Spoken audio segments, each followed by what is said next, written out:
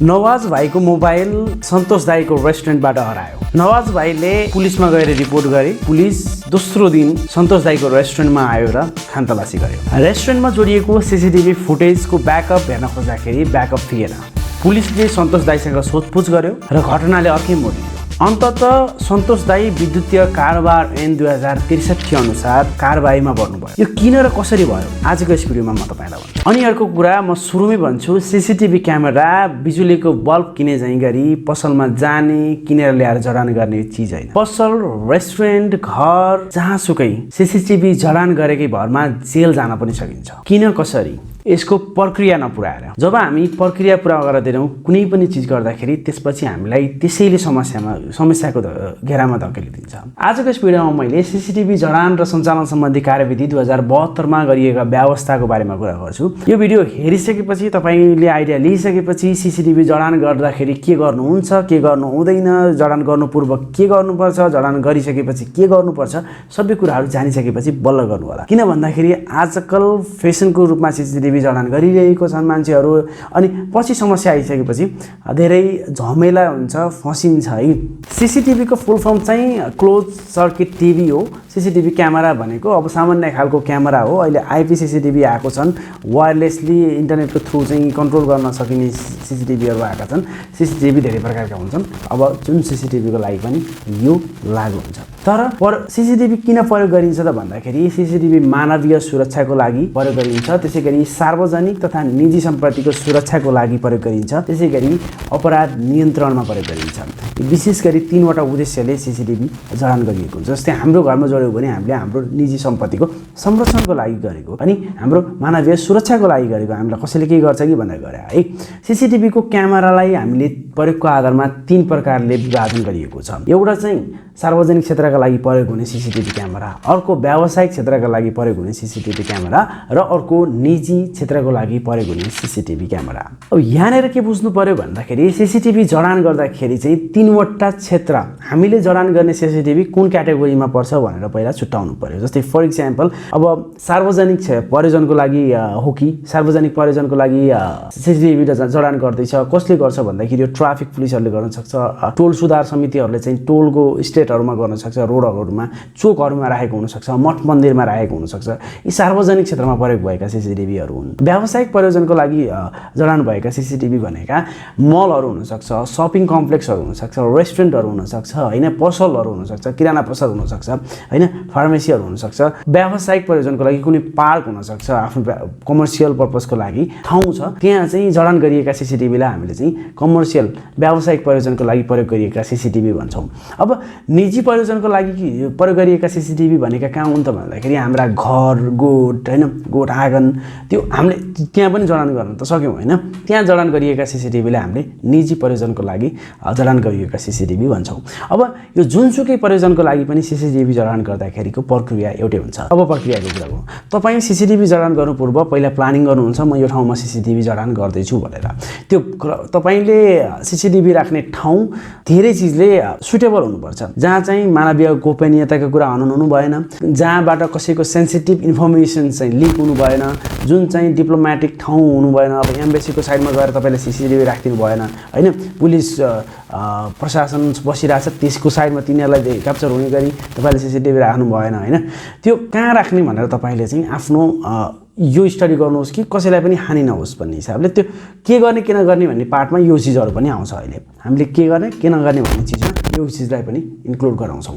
Plan गर्छौँ, त्यसपछि CCTV पसलमा गएर किन्छौँ। सीसीटीभी किन्ने प्लानिङको लागि चाहिँ डिजिटल सोल्युसन प्राइभेट लिमिटेडलाई तपाईँले सम्पर्क गर्न सक्नुहुन्छ, म यहाँ फोन नम्बर राख्छु।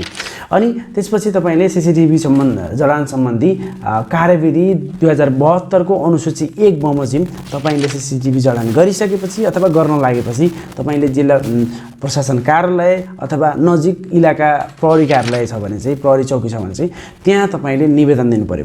यो अनुसूचीको स्याम्पल म लिङ्क चाहिँ डिस्क्रिप्सनमा राखिदिन्छु, किन भन्दाखेरि यो डाउनलोड गर्नुहोस् र अनुसूची 1 अनुसार तपाईँले निवेदन दिनुपर्छ।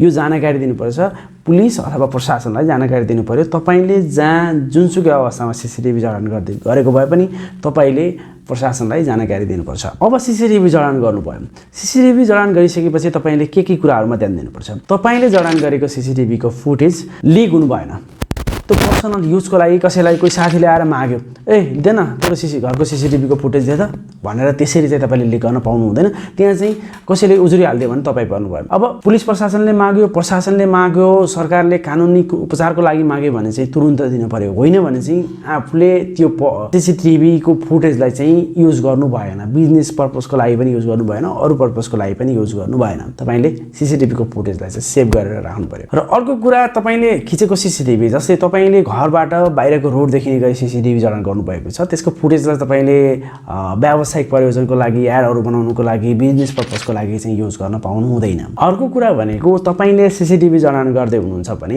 त्यसको जानकारी CCTV क्यामेराबाट कसैलाई कैद गर्दै हुनुहुन्छ भने त्यसको जानकारी सबैलाई हुनुपर्छ। द्याट्स वाइ तपाईँले देख्नु भएको होला CCTV जडान गरेको ठाउँमा तपाईँ CCTV को निगरानीमा हुनुहुन्छ भनेर लेखेको हुन्छ। त्यो किन लेखिन्छ भन्दाखेरि त्यो जानकारी अनिवार्य गराउनुपर्छ। तपाईँले कसैलाई पनि थाहा नदिकन कसैको के चिज इन्फर्मेसन रेकर्ड गर्न त पाउनु भएन नि त, होइन?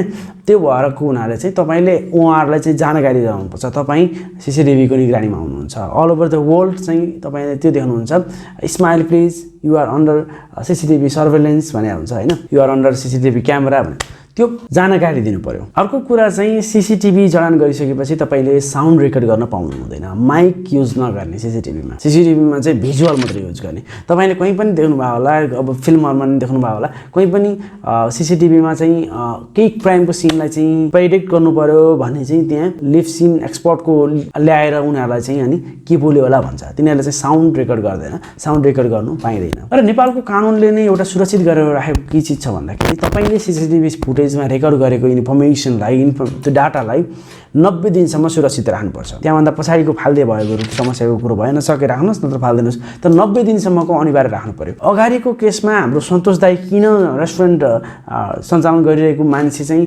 कानुनी झमेलामा परेर कारबाहीमा पर्नुभयो भन्दाखेरि उहाँले 90 दिनसम्मको फुटेज राख्नु भएन, एउटा कुरो।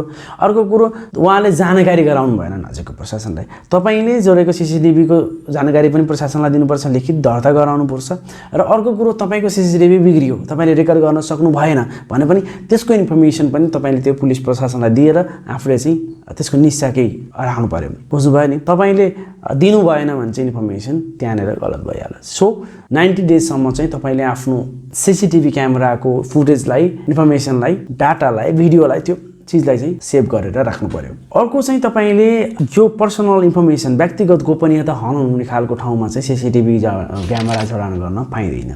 त्यो चाहिँ अरूको सार्वजनिक र बिजनेस मोडलमा त झन्, बिजनेस व्यावसायिक प्रयोजनमा प्रयोग हुने CCTVहरूमा त अझ सेन्सिटिभ हुनु पर्यो है। अनि अर्को कुरा भनेको, CCTV जडान गर्दाखेरि तपाईँले होटलको रुमहरूमा लबीमै पनि गर्दैन, होइन?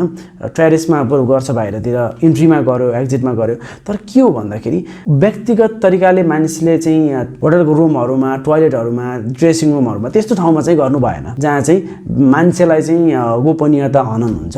त्यो ठाउँमा चाहिँ CCTV जडान गर्न पाइएन। अब तपाईँले सेभ गरेको इन्फर्मेसन चाहिँ पुलिसलाई चाहियो भने चाहिँ अनिवार्य दिने, इन्फर्मेसन पुलिसलाई दिनु पर्यो, र बिग्रियो भने पनि इन्फर्मेसन पुलिसलाई दिनु पर्यो। यो चिजहरू चाहिँ तपाईँले फलो गर्नु पर्यो CCTV जडान गर्दै हुनुहुन्छ भने। CCTV हावाको भरमा ल्याएर जडान गरेर काम छैन। सो मैले के भने भन्दाखेरि CCTV जडान गर्दै हुनुहुन्छ भने तपाईँले आफूले कहाँ जडान गर्दैछु भनेर सबै अनुसूची 1 अनुसारको इन्फर्मेसन पुलिसलाई दिएर अनि त्यसपछि 3 महिनासम्म सेभ गर्नु पर्यो, कहाँ राख्ने भनेर खोजी डिटेल गर्नु पर्यो। त्यो सबै प्रक्रिया पुरा गरिसकेपछि तपाईँले सहजै गर्न सक्नुहुन्छ।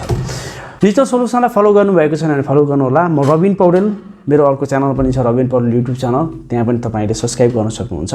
र CCTV क्यामेरा तपाईँ पोखरा आसपासको क्षेत्रमा हुनुहुन्छ र तपाईँले जडान गर्न चाहनुहुन्छ भने I will guide you. Thank you so much for watching. Keep loving, keep supporting. तपाईँको दिन शुभ रहोस्। नमस्ते, जय नेपाल।